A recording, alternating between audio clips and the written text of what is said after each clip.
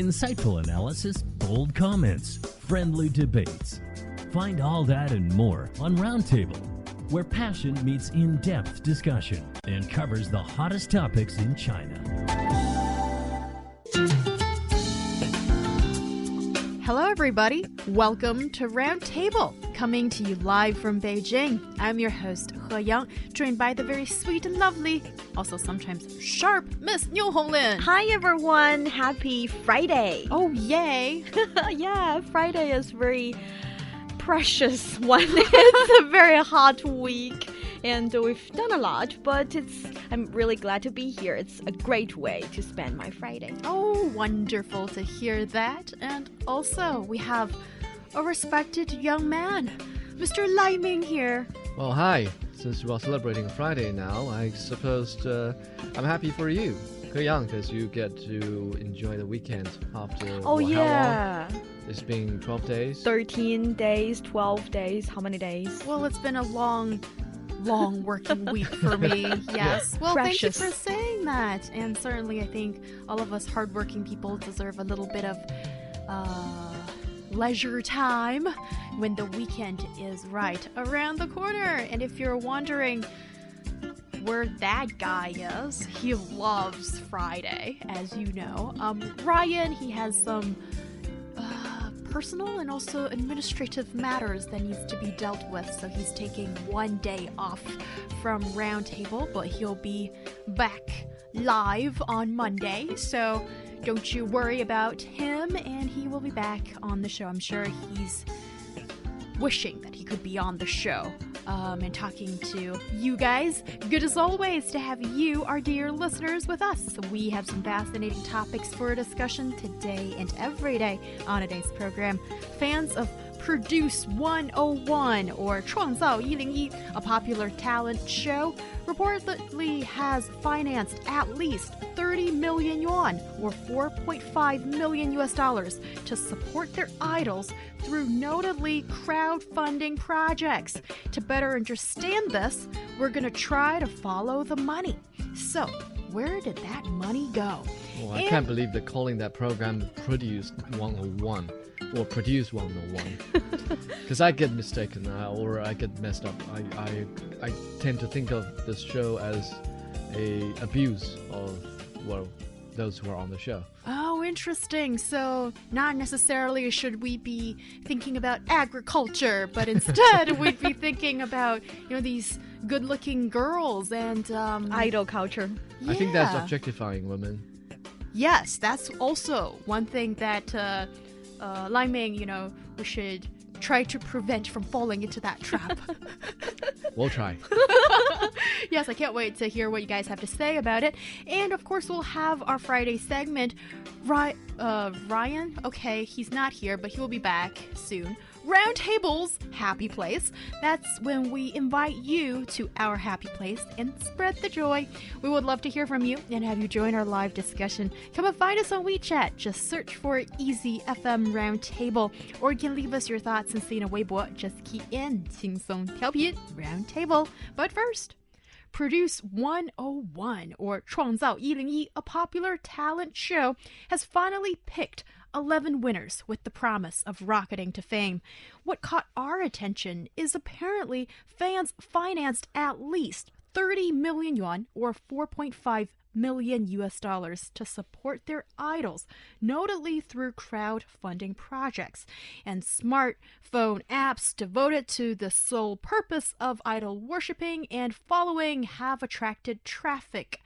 So let's look at this phenomenon. Let's zero in on these financial activities first. What is a fan-based crowdfunding project? So we know crowdfunding. That's not something new. Crowdfunding is the practice of funding a project or venture by raising monetary contributions from a large number of people. Some people do crowdfunding to make more money. They invest in early stage of a company or some certain kind of product so that in the future when the company is developed and making it in the market, they are going to make a lot of money as well.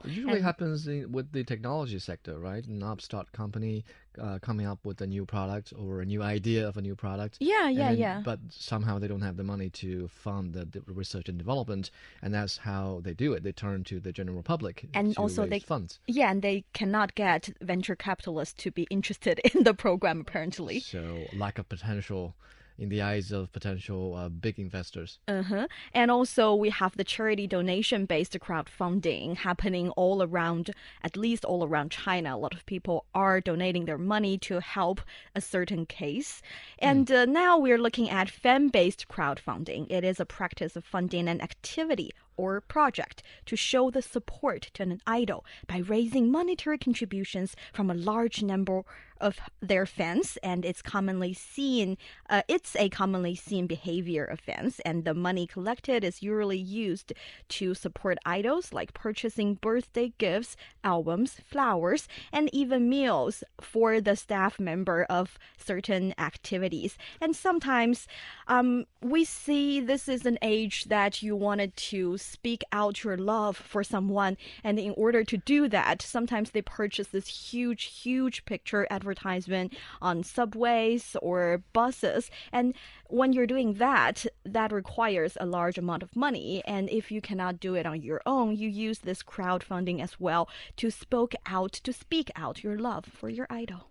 Here is a question that I have. Since when have paying tribute to your idol become such a challenging or tremendous endeavor, one that you have to pour the resources of the general public to do? I mean, if you are a fan of this idol, shouldn't you just spend as many as you can afford and that'll be it? Why is it that those fans are trying to pull the resources from every fan to do that? I mean, why is it necessary?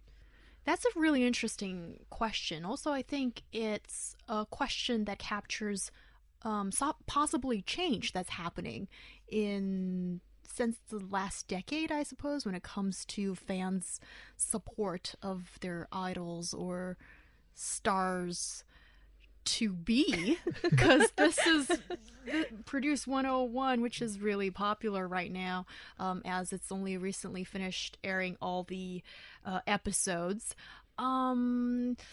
Just by listening to what you guys have just said, I think one thing comes to mind. First of all, Nyoholi mentioned that even the people that work around these celebrities, they get special treatment too, as really? Yeah, because the fans are willing to fund like better meals or, I don't know, better air conditioning, possibly even for the staffers. So the fans are using every inch of their imagination and trying to think for every need the idol possibly will have and try to fund that. I just thought of an inappropriate analogy. Perhaps I'm thinking about zoo animals. Zoo animals if you go to that zoo and you love the seals or sea lions so much, and you like them to have better meals, and you donate some kind of money, so that the staff members will be able to afford better more fish. Yeah, I understand the mentality, but you do that on the day you went to the zoo and see the animals. You don't do that every day. But apparently, a lot of fans do this much more often than we can think of. And since I think it's safe to say that all three of us haven't actually watched all of the episodes of this show, this Produce 101, 创造101. So we are going to introduce a little bit about this program here, because we believe there are people who don't know what it is. So this Produce 101 is a kind of reality show that they have 101 female contestants competed to become one of the 11 finalists of a female idol group. And that idol group has been selected now. So these 11 girls out of the 101 contestants got picked picked is a terminology in that world, Okay. Wow. Well, And how to do that? Because the show was sponsored by Tencent video platform, every ordinary user of the platform had 11 votes every day, and every VIP user had 121 votes every day. And if a fan wanted to cast more votes, then they need to purchase some special cards designed for each contestant to get more votes. And these votes are the final, let's say, standards for these young contestants to be picked. So basically, at the very beginning, these fans are just trying to make sure that the girls they like can be picked, can be the idols, can be one of the members in this girl group. So that part I feel like I can understand, because if you really like someone, you really see someone as your idol, you want them to make it. And the first step of making it is to be an official, not gonna call them celebrity, but at least be an official Entering stardom. yeah, in that group. Yeah. So that part is acceptable. But apparently something else happened after they got picked. That is, these people started to be the face of certain products. And the very first step of that company is to say, in order to support your idol, you need to buy our milk. And you need to buy a certain amount of milk so that your idol can be selected as the face of that special kind of milk. And people stopped purchasing the milk. I think the mentality here is that if I want to spend the money to support my idol, I can do that. But if you're asking the money, you're taking the money out of my pocket, I'm going to say no. so Or maybe it's done too bluntly. Yeah. In a way that's too in your face. When I think essentially we all understand this is commercialized. This whole operation is about making money, and these pretty young girls, or possibly pretty young boys in some other circumstances, their more exposure in public light is closely tied with all the business apparatus that's behind it. And I think, Lai Ming, you make a really good analogy in saying that these people could be, in a way, seen as zoo animals, because I think essentially they are being confined in that, there's an invisible cage of some sort. That is capital. That is money, that is fame, and they will have to operate and behave in a way that is within the boundaries of such, so that their stardom can take off and more fans. Well, yes, you're feeding that zoo animal, so to speak. And to answer earlier question about what's new here, I think, is, why is it that now everybody, all of the fans' money can be sort of pulled together and be used in a more effective way to support your idol? I think that part is the change, or something that's more of a new phenomenon that we're seeing now. Because when we talk about these idols, or a TV program in which you can vote for someone from obscurity but with talent, or in today's case not even need to be that talented, and into somebody big and becomes, the face of magazines. And this just reminds me of Li Yuchun. She was probably the first generation of these voted into idols of maybe the modern day China. But that was more like a talent show, and then those who survived, or those who appeared, or those who won, have proven that they had talent. But in this case, with the produce, what are you trying to I'm say not- here, Lai Ming? what I'm trying, I would like to go back to the introduction by New Hongling here, is that. Well, obviously, also back to the analogy. So obviously, the people who are going to the zoos, they feel like perhaps they developed a fondness to, say, the sea lion, and they're okay with just donating money during the trip there, but they're not okay when the zoo threatens to starve that sea animal or that sea lion. Say, if you don't continue to spend money for us to buy fish for that sea lion, then it will just simply stop. I mean, that sort of also points to the essence of the issue here, is that we are not just looking at an opportunity for you to support your idol. Essentially, this is not a talent show. This is not for you to interact with your idol. This is not for you to support your idol. The company behind it, the Tencent video platform, doesn't care who is going to emerge victorious in this talent show, in this contest, as long as people continue to pay money and continue to show up that enterprise, they're okay. So they're making countless money. So I think the figure here is one of the final winners here, Meng Meiqi. She got 5.5 million yuan out of these crowdfunding platforms from her fans. And that's incomplete statistics. And there are reports saying that she actually managed to attract 4 million. And that's significant amount of money to be collected from your fans. And to think that maybe those fans while enjoying this image of this girl and also enjoying the format of the show, which was imported from, say, South Korea, is it? Yeah, so maybe they have fun in looking at the show, but they're not necessarily going to continue have fun, or they're not necessarily going to continue having that amount of money to make sure that this girl, Meng Meiqi, that every step of the way, her career will be looked after by those fans.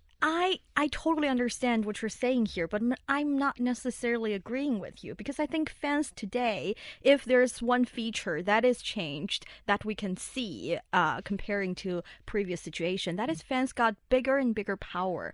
They are at every corner. They are influencing every aspect of a fan's of a idol's life. We're seeing some of the fans, they collectively giving certain kind of opinion, and they publish articles on social media and forcing the actual manager of certain idol to quit his job or her job. I don't really know the gender of that manager, and a lot of them started to say, in order to be success in your career, you need to accept certain jobs, you need to choose certain films or movies. They're the same thing, and they are providing their idols with a plan how to manage or how to organize their concert or something. So they are being more and more powerful.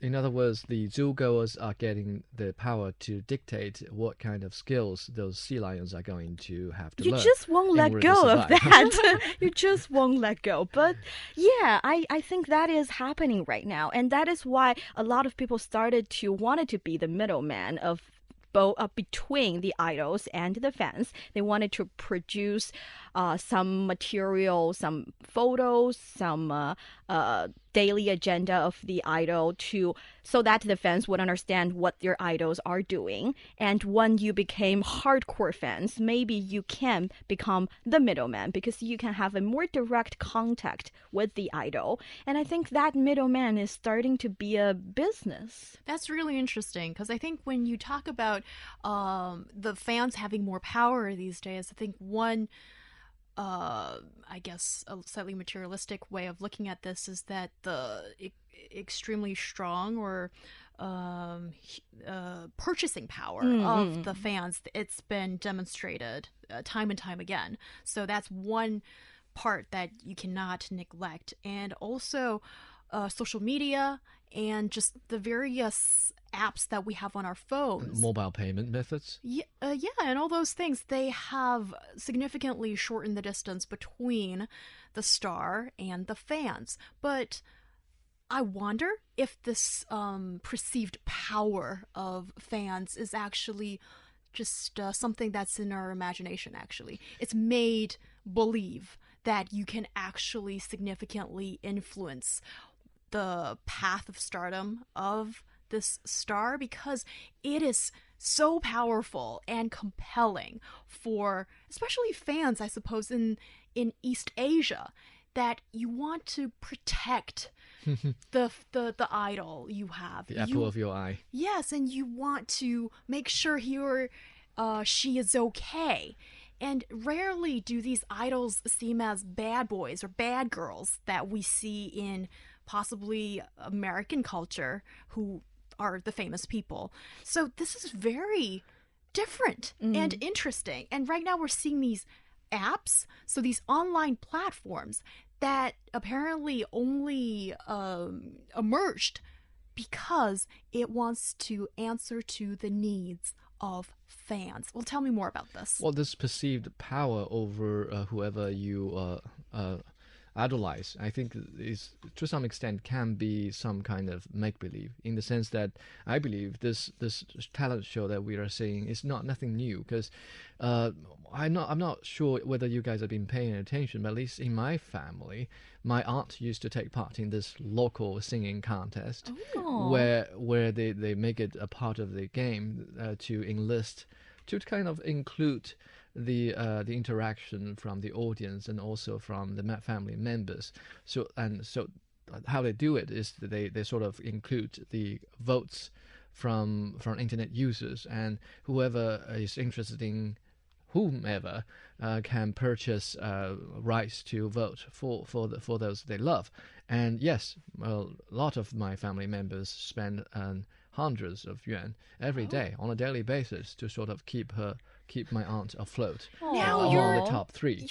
You're giving away too much. How would your aunt feel if she hears she was actually very actively promoting the voting link. What a lovely and family. Every morning we get up, she will send us a link, said, have you voted yet? And so have you paid yet? So yes, I think I can imagine the same kind of contest being held everywhere in the country. And actually I read news stories about how this can simply be a kind of business. I mean, so in some cases the organizers of the singing contest are working in collusion or in cooperation, depending how you look at it, with a third-party company that is responsible for organizing the online voting system.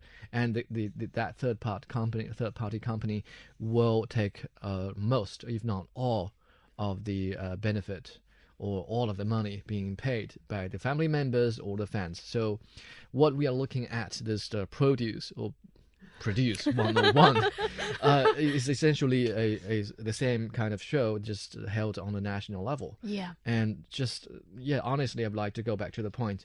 They don't really care who win eventually.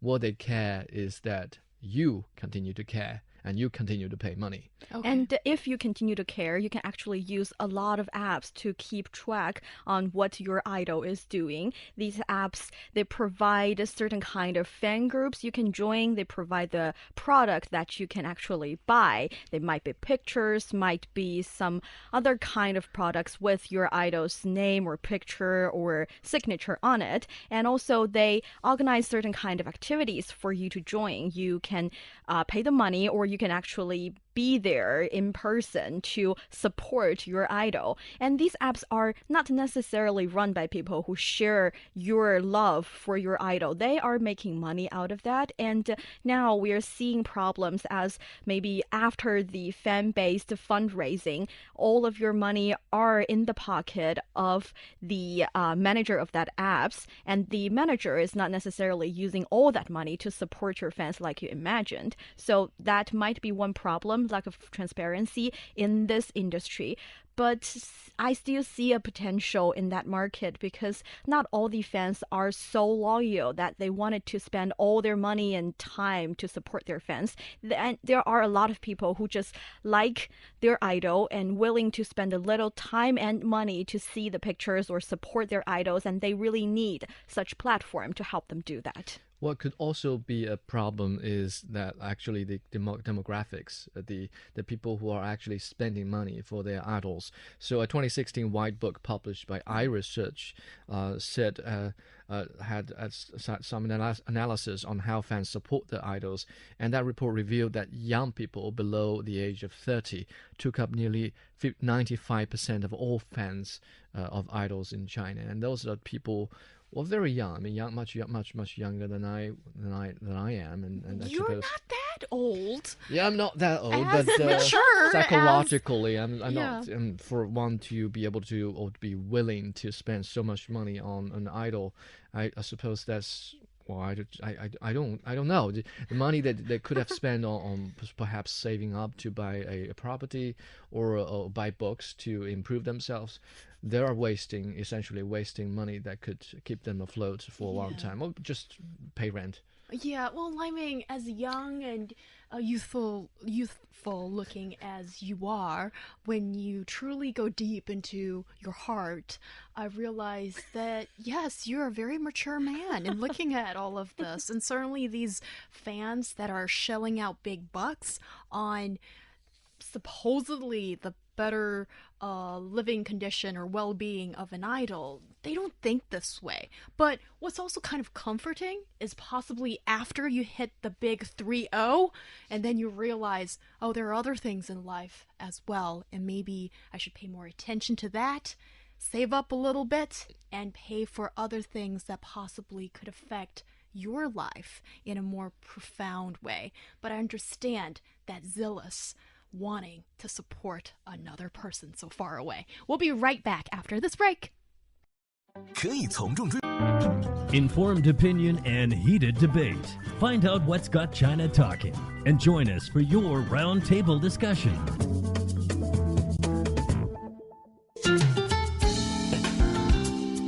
You're listening to Roundtable with myself, He Young, joined by a respected young man. Hi. This is Lai like Ming. That is a weak high. I know. After that rant that I did during the previous topic, I mean, it certainly makes me feel old. No, you're not. As You're just someone who really, really mature. You know what? I tried to look at the Produce 101 while my wife watched it, and I couldn't take it for longer than 5 minutes. I find that hard to believe because I also know that you are just like any other guy. You know, you're attracted to beauty, and why would someone say no to, you know, these cheerful, young, and beautiful ladies on the screen? Because I was shocked by the sheer lack of talent. Oh no!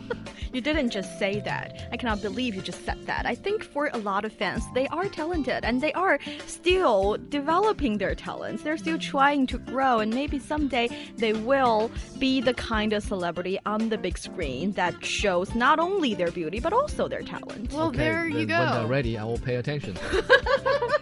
Yeah, and the one that's sharing her insightful analysis Aw, thank on the you. different topics on Roundtable is Niu Honglin. Hi, and I said that because I am the kind of girl who spend money on video games. So I think there's no fundamental difference between spending money on a game or a movie and spending money on your idols, since they are both making you happy. Oh, that's interesting, and possibly that's been seen as a bit of a new phenomenon. That is, people even say this is a kind of economy that is getting users of these media products or social media products or gaming products to really pay for it. And now we see that the younger generation of China is willing to open your wallets, and I understand that could be your WeChat wallet or Alipay, you know, despite the fact that I live in a cave, but I understand such terminology. Thanks for being on Roundtable for quite a bit.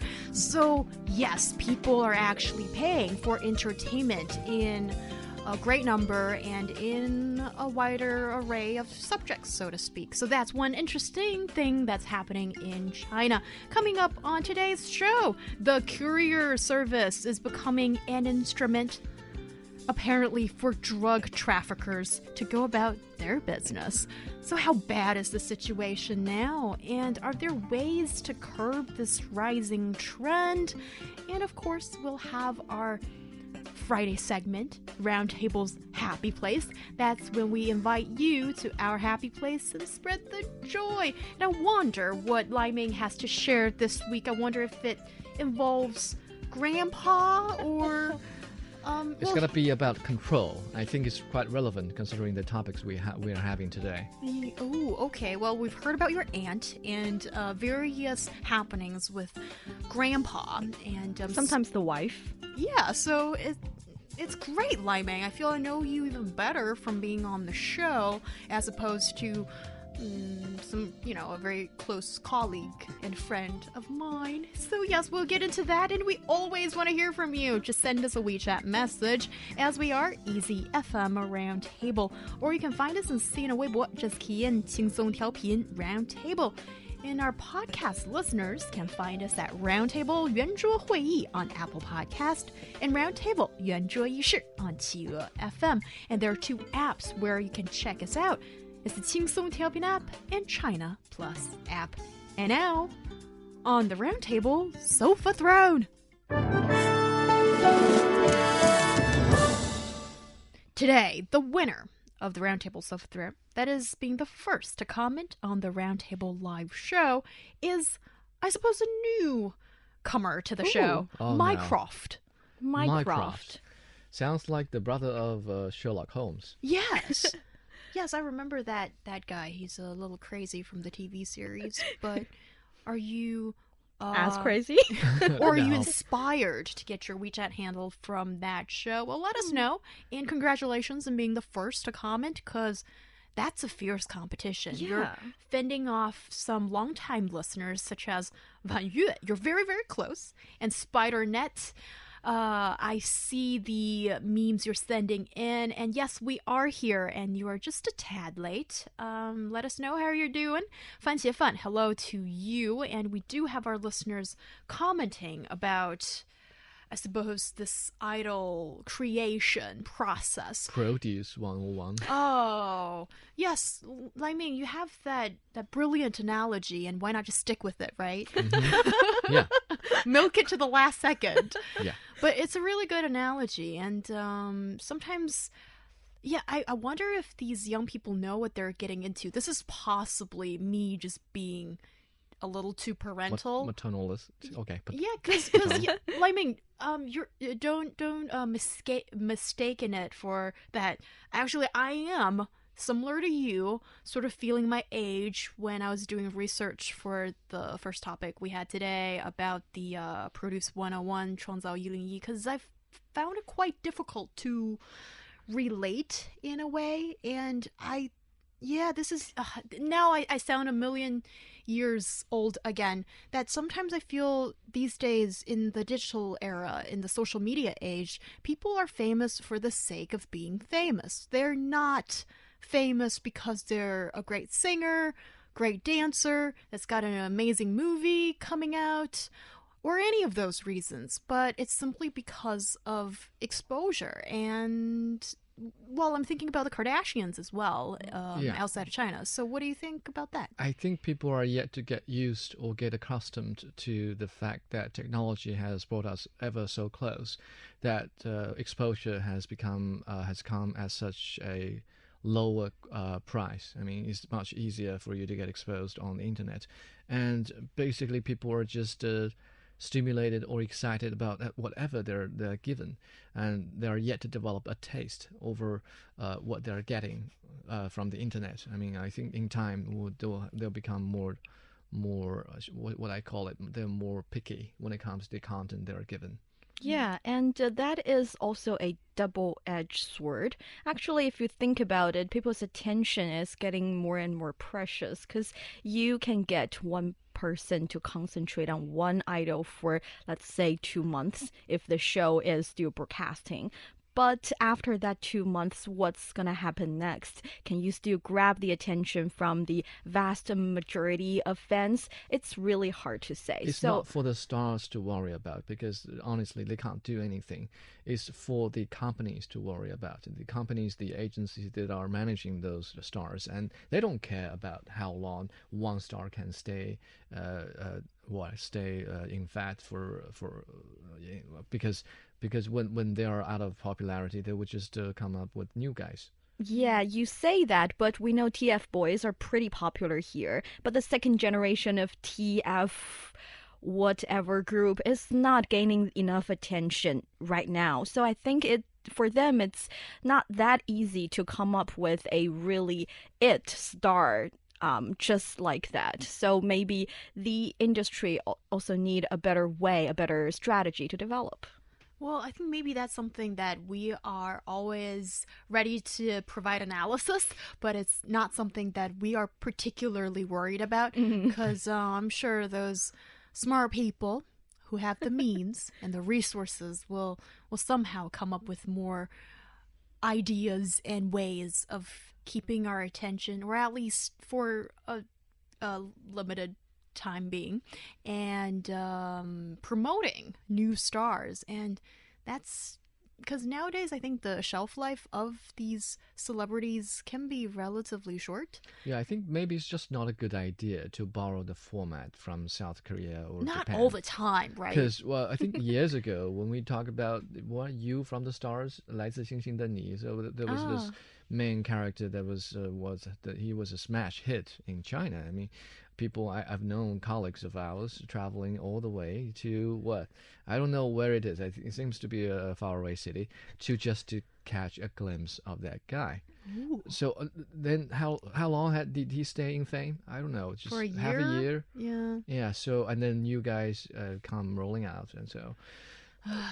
That is Maybe that's a just cruel not, business. It's not sustainable for the individual stars. So I think I would suggest them take heart and just know what they're getting into. Well, yes, you've heard the slightly harsh but realistic comments from our Lai Meng, and he's a guy with shrewd observation, and he's not afraid to speak his mind, although sometimes, he does it in a way that's so eloquent and almost melodic sometimes. But you get what he means, and I think it's important to hear these different voices from different people, and especially on Roundtable. Yes, coming up, let's switch gears and talk about drug trafficking and the ways to stop it. A district court in Beijing is calling for tougher regulation on the courier business, as apparently the courier service is now fast becoming an instrument for drug traffickers to go about their business. So how bad is the situation right now? When we talk about courier guys, I'm thinking about the 快递小哥, the young guy that's on a scooter or a motorbike and trying to deliver food or other things you've purchased online. But drugs? How bad is it? The numbers are certainly increasing. So according to the Chaoyang District Court in East Beijing, their judges are seeing a rising number of cases where drug traffickers take advantage of the courier service, which has become such an indispensable part in our lives. And I had food delivered to my apartment last night, so just one example of how much we depend on the service. So there are actually figures to back this up. In 2013, the district court saw its first drug-related criminal cases involving the delivery service. One suspect was prosecuted for handling 70 grams of drugs.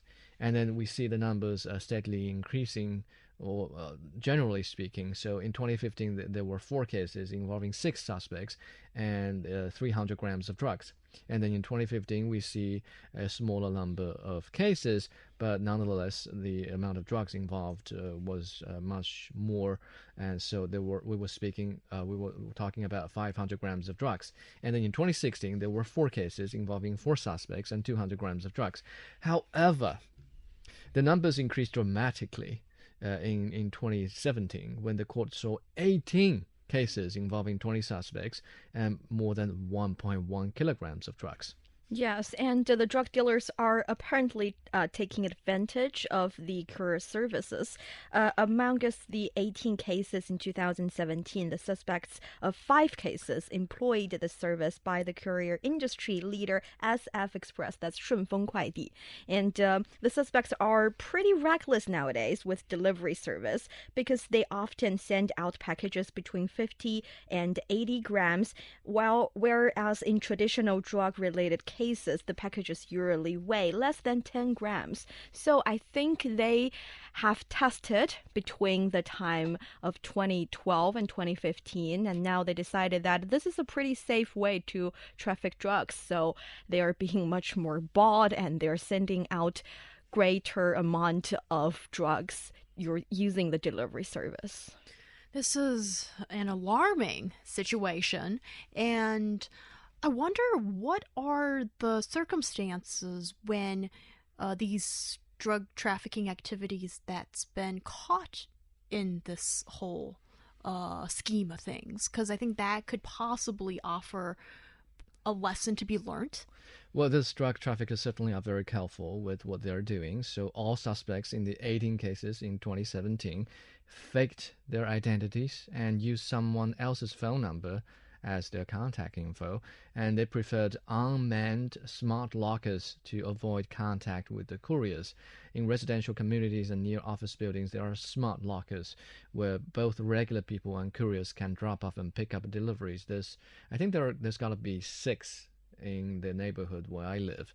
So the smart lockers where you go and in drop up whatever you would like to deliver, and then the delivery guy will come and pick up them and have them delivered.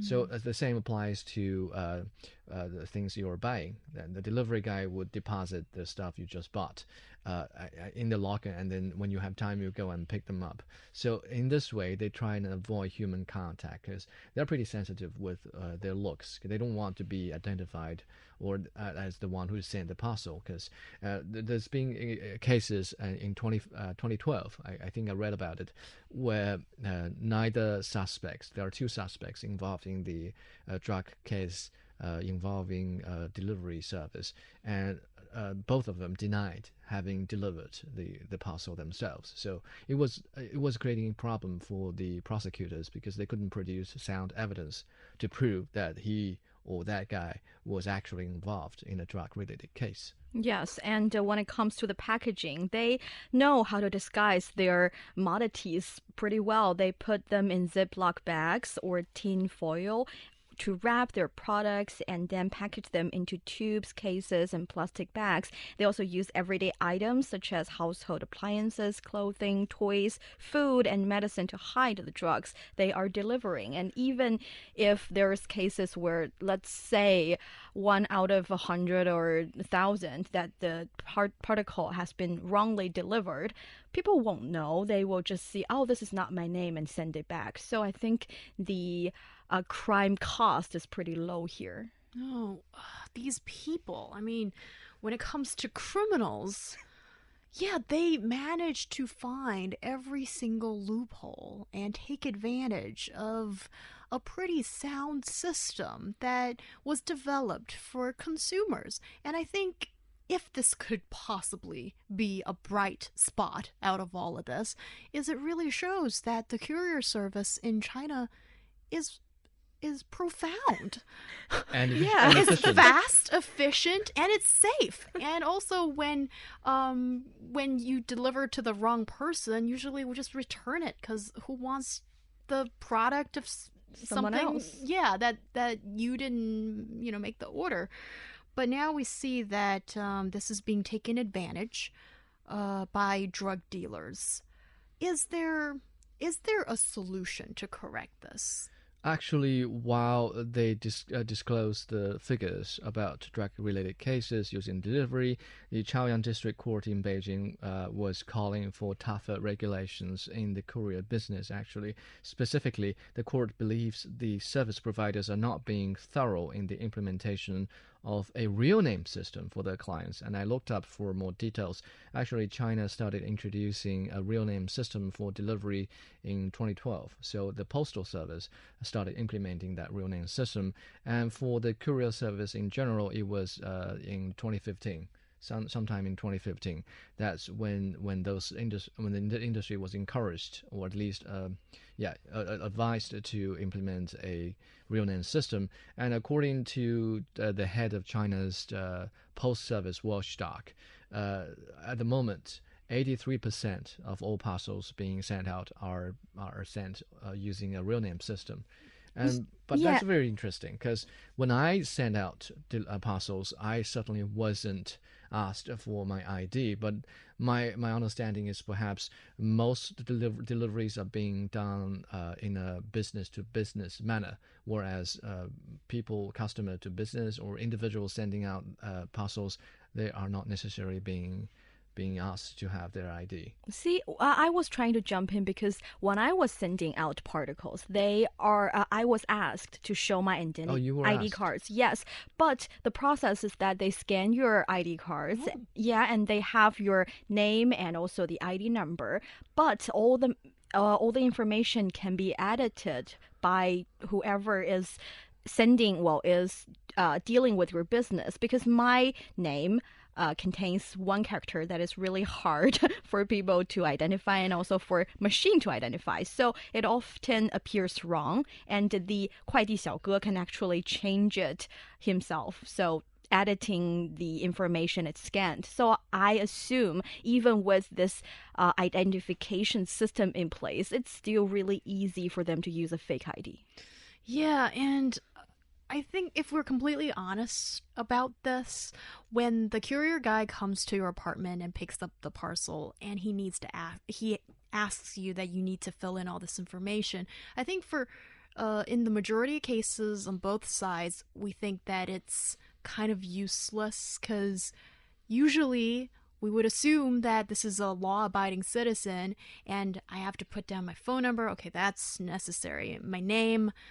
There are some people who don't want to do that. And the other information, sometimes it's just been seen as an extra step that's futile. And I don't think neither party is particularly eager to want to give out that information. And although the rules are there in place saying that, yes, you should be putting down all this information, but it usually depends on the discretion of the party that's involved, the actual individual that's involved. And here we see when this amazing system is being abused, do we possibly need golden retrievers? No, I mean the dogs that can sniff out the drugs parcels to be present, or... Yeah, this is really difficult to find out a sound solution. Well, I doubt the real name system is going to be effective, especially when most people are worrying about the leak of the personal information. And actually, we're not surprised to find that actually delivery service or the courier service is one of the major channels where our personal informations are being leaked. So I doubt people will be willing to cooperate in this. And also, there's no one there to stop people, drug dealers, from faking their IDs. And you can't really require the courier guys to know the specifics, or they have the necessary skills to tell real IDs from fake IDs. And yeah, so I suppose.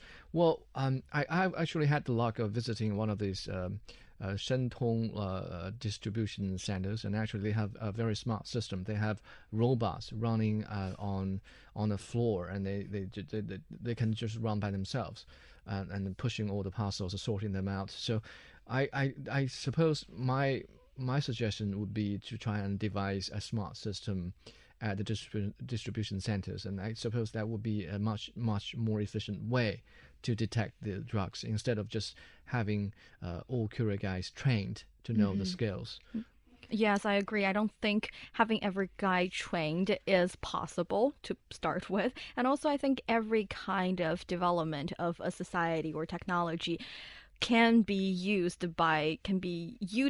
by certain bad people. That's happening since forever. So this is nothing but one more example of that. So I'm sure that since we are now forming the Internet of Things, maybe in the future every parcel would be traced without us knowing, which is more comforting, and that problem can be solved.